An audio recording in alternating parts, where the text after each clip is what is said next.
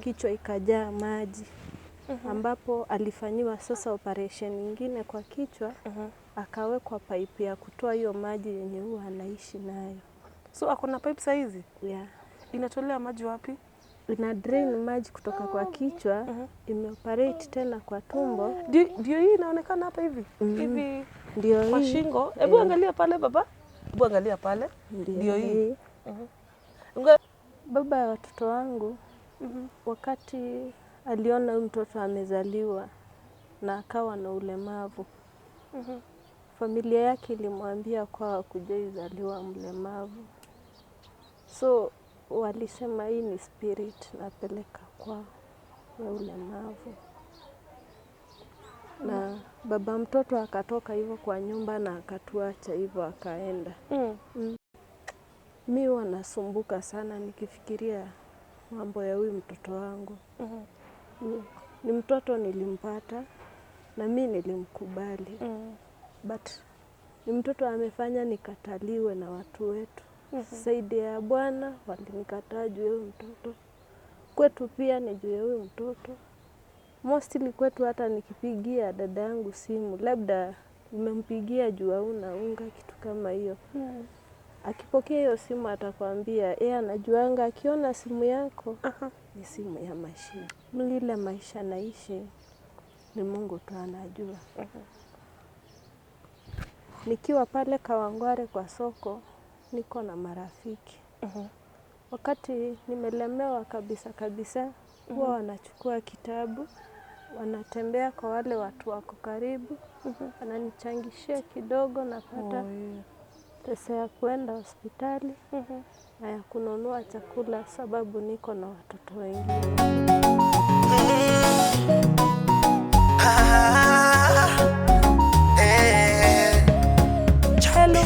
Hello. Good morning, good afternoon, good evening, wherever you are watching me from. It's a girl Wairimu Mushiri, and today nimekuletea combination show ya ama video ya Murori TV and Wairimu Mushiri.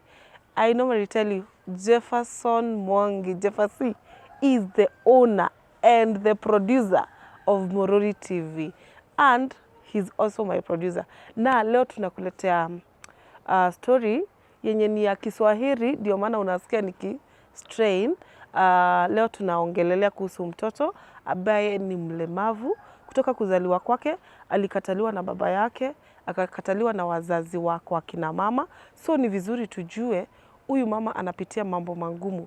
Anaendaga kwa hospitali like 4 times in a week na hana kazi yenye ati ni stable, ako na watoto wengine 2. So ni vizuri tumsupport kwa hii kitu. Wacha tujue story yake. Huyu mtoto operations zenye ameenda amefanyiwa ngapi? Ni nini anahitaji? Na kuambianga upendo hauna kabila.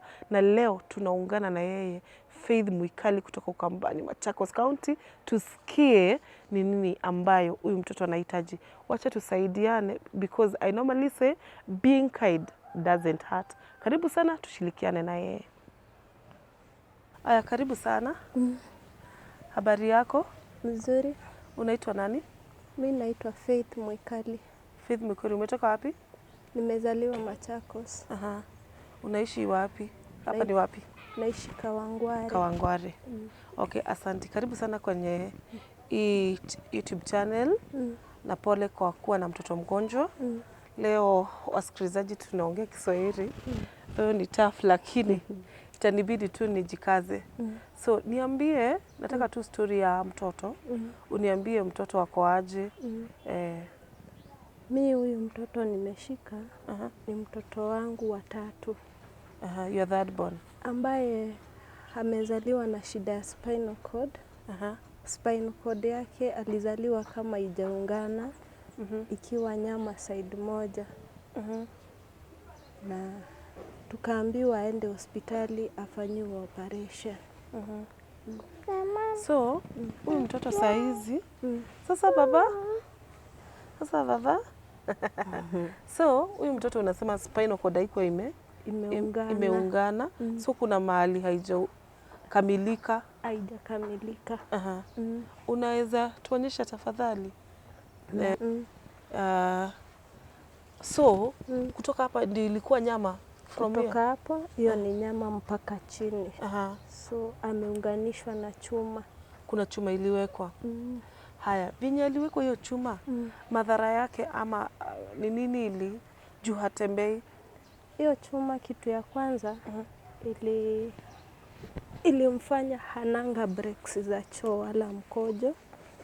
Akarudi tena akaparalyze miguu na akarudi tena akapata shida ya kichwa kuwa kubwa.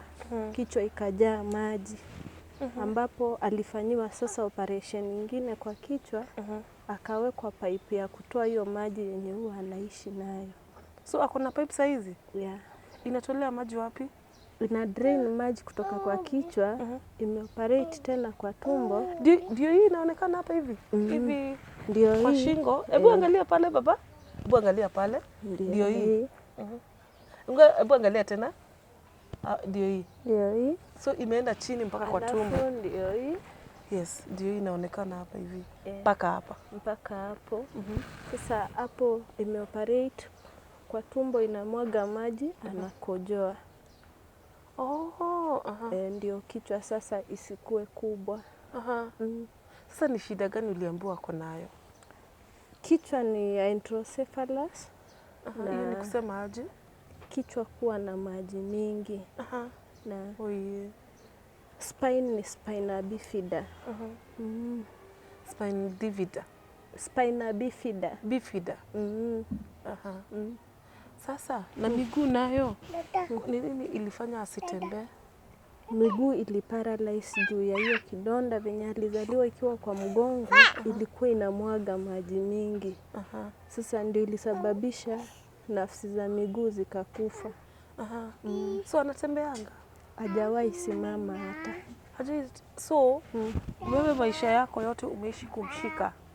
Huwa namshika hivi ama nambeba. Hivyo tu. Hii therapy yenye umesema unaendanga hospitali ama ni nini inamsaidia? Huwa anasaidika na therapies. Huwa anaonekana Kenyatta mara 3 kwa wiki. 3 times in a week? 3 times in a week. Tuesday anaenda kwa occupation therapy. Thursday anaenda kwa orthopedic. Orthopedic technologist ni kwa mifupa. Kenyatta bado. Yes. Na Friday anarudi tena kwa occupation therapy. Saa zingine zinakutana mara 4 juu ya neurosurgeon clinic inakujanga Wednesday. Na uko na NHIF yenye inakusaidia kulipa bills? Mimi niko na NHIF. But Kenyatta NHIF hawachukuangi kwa outpatient. Kwa hivyo ukienda ikiwa outpatient hauwezi tumia NHIF? No. Kijabe, umejaribu kwenda hospitali kama Kijabe? Mtoto alianzia Kijabe. Kijabe ndio ilikuwa ya kwanza kupea huyu mtoto first aid. Wao ndio walimrefer Kenyatta. Na hiyo operation yenye tumeona amefanywa ya spine, kama aliwekwa chuma, kwa nini bado haijamsaidia? Kwa sababu I think akiwekwa chuma alikuwa anawekwa so that aweze kutembea ama aweze kufeel ako na spine complete. Kulingana na daktari wa mifupa Kenyatta, mimi huwa ananiambia huyu mtoto atakuja kutembea. But niwe na uvumilivu, itachukua muda. Haya, miguu nayo naona kuna vitu za plastic. Ni nini? Huyu mtoto hii miguu amefungwa hizi viatu zimsupport aweze kusimama.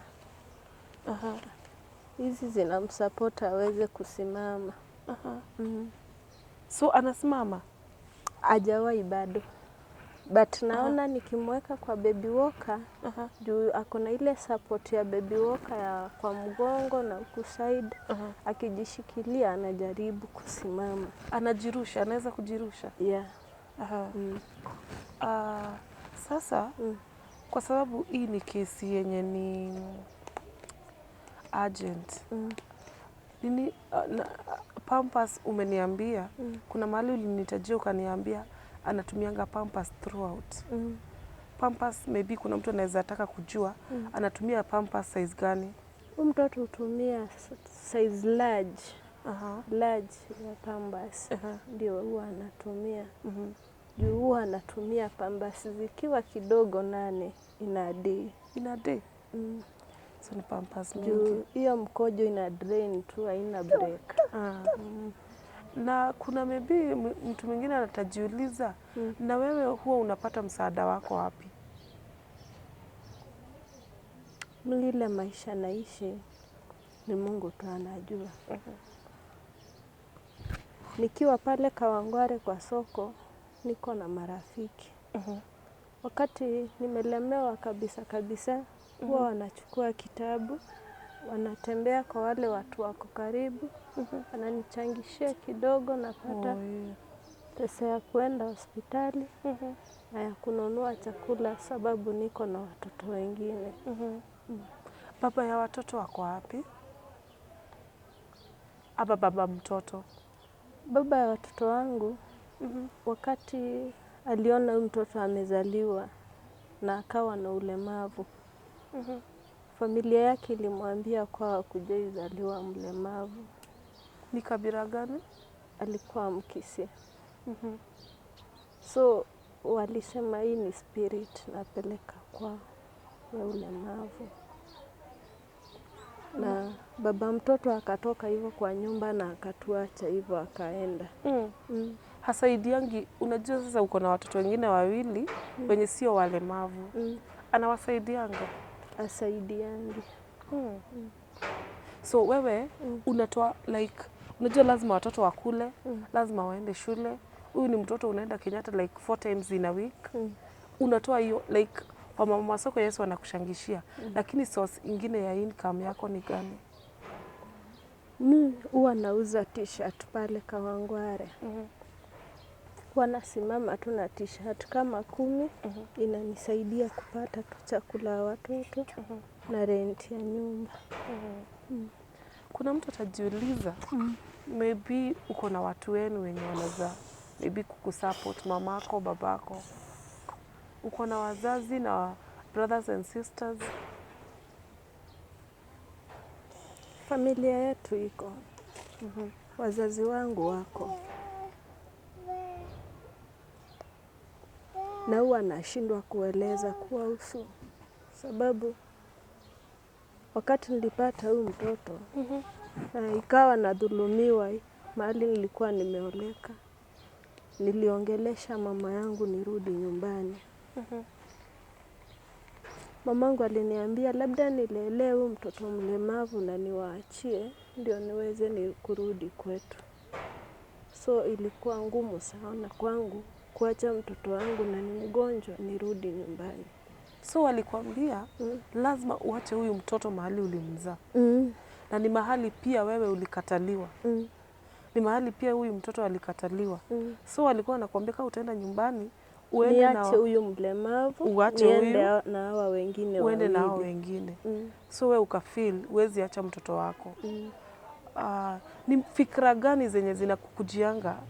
Wewe ni mama, yes, lakini ni fikra gani zinakukujianga unasikia mimi nimefika mwisho? Mimi huwa nasumbuka sana nikifikiria mambo ya huyu mtoto wangu. Ni mtoto nilimpata na mimi nilimkubali.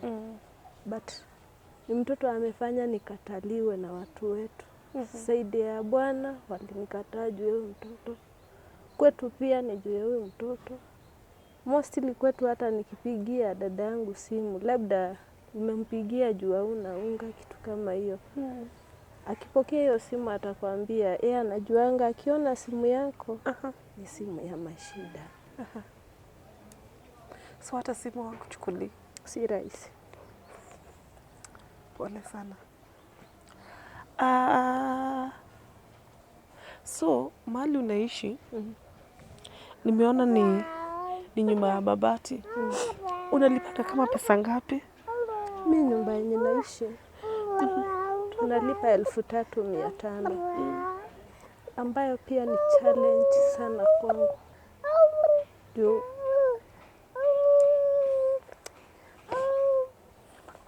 Ni challenge kwangu.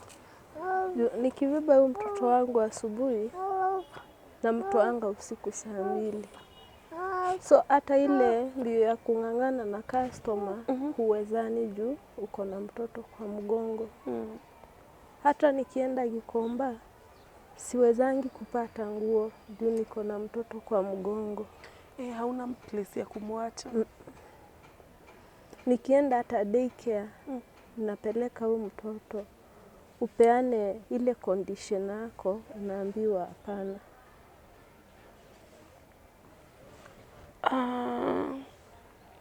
Tuseme saa hizi upate mtu mwenye anaweza taka kukusaidia. Unaweza kutaka kusaidia na nini? Chakula, pampers, fare ya kwenda. Juu unajua hii si kitu yenye tunaweza sema ni short term, by kesho itaisha, si ndio? Haujui ile time huyu mtoto atatembea. So unaweza taka usaidizi wa namna gani? Mimi nikiweza pata mtu mwenye anaweza simama na mimi. Niko na watoto na wananihitaji. Wanahitaji kukula, shule wanahitaji kulipiwa pesa kidogo kidogo. Unalipanga pesa ngapi school fees? Shule tunalipa 1,000 kila mtoto juu ya lunch na 500 kila mwezi kila mtoto juu ya tuition. So every month 500 na uko na watoto wawili, so ni 1,000 every month na 1,000 ya the whole term. Na 1,000 kila mtoto the whole term. So na wanaenda kama miezi ngapi?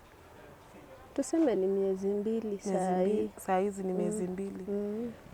So mwenye anaweza taka kulipia watoto wako shule. Anaweza, ni shule gani yenye wanaenda? Wanaenda shule ya Ndurarua Primary School. Haya, nataka sasa kwa sababu ya umesema uko na NHIF? Niko na NHIF. Imelipwa fully? Hapana. Umelipa miezi ngapi? I don't think kama hii mwaka nimelipa. Na sasa mtoto akipata kitu emergency, utasaidika aje? Juu umesema hisaidia outpatient, ndio maana hauitumii. Inpatient? Nilikuwa natulia juu anafaa kurudi theater next year January. Lakini unaona kama hulipi, si ukifika hapo kulipa utafungiwa. So wacha niongeleshe tu mtazamaji wangu. Kama venye umesikia, mama anahitaji pesa za kulipa NHIF. Na kwa hizi channel zetu, Morori TV na Wairimu Mushiri TV, kuna kitu moja, sisi hatuna ukabila. Mama hapa ni Mkamba, but tumedecide tu kumsaidia. It's a very touching story. Mtoto haezi tembea. Mama anaenda hospitali like 4 times in a week. You can just imagine. It's so draining na anahitaji pesa. So, juu wewe unanisikiza mahali huko, kindly naweza kukusihi, atapatiana namba yake ya simu so that utume kitu kidogo, kama tu unaweza hata leta pampers. Tuko Kawangware. Mahali hapo Kawangware, mimi ni Mnyeri. Kawangware. Ndurarua Primary. Ndurarua Primary. So, if at all mtu anaweza kukusaidia, akupigie simu, kama ni school fees anaweza tu kulipia, ni vizuri. Mtu akitaka kuleta pampers, ni pampers large, si ndio? Large. Na pia kama uko hapo na una feel ungetaka kumlipia NHIF, ni 6,000 per year. Unasikia kuna operation anapaswa kwenda by January, na hiyo NHIF kama hailipwi, unajua venye kunaendanga, hataweza kutumia NHIF. So kindly, if you are there and you can help this mama, kindly. Hii Kenya tunapendana sisi wote, hakuna ukabila. Shida ikikuja inatupata sisi wote. So kindly, nataka upatiane namba yako ya simu, so that in case mtu ako hapo anataka kukusaidia, ajue ni wapi atatuma msaada wake. Namba yangu ya simu ni 0706 482 302. Rudia. 0706 482 302. Jina italeta nani? Faith Sami. Faith Sami. Hiyo ndio majina yenye iko kwa ID? Faith Mwikali Sami. Faith Mwikali Sami. Yeah. Sawa sawa. Asanti sana Faith. Najua Mungu ataponya haka kijana na katatembea tena. Hakuna jambo ngumu kwa Mungu. Hakuna jambo yenye haiwezi tenda. Anaweza ponya hata walemavu wenye wanaonekana hii ndio mwisho yao. Mungu anaweza kuja na apidue that situation na mtoto aweze kutembea. So baba, utatembea one day katika jina la Yesu. Unaona mpaka amecheka. Yeah? High five. High five. Sawa sawa. Mtazamaji wangu, asanti kwa kutazama Morori TV and Wairimu Mushiri channel. Hii imekuwa like Kiswahili changu si kile sanifu, but at least nimejaribu. Ukarigano nuko subscribe ni YouTube channel shito nyitanira na ithwi. Mutumi oyo yuri reke tumuteithie. O kiria wina kio kibao gia kuigana riaku, ngiri yaku, reke tumuteithie ahote kunyitirira mwana uyu haria Ngai amuteithĩtie. Nĩ waigua ndatete mwana wake, so that's a very encouraging story. Ati augire ndegũte mwana wake nĩ ũndũ wa ciari nĩgetha mamwamũkĩre. Atirwo nĩ andũ agĩtwo nĩ andũ akwa mũthuri, no akiuga no akũrũgama na mwana wake. Na nĩ tondũ wa wendo ũcio reke na ithuĩ tũmuonie wendo, na nĩ njũĩ weka ũguo Ngai nĩ agũkũrathima. Thengiũ mũno nginya hĩndĩ ĩngĩ tũgakorwo tũkĩnyitanĩra nawe. Shalom, shalom, shalom. Thank you.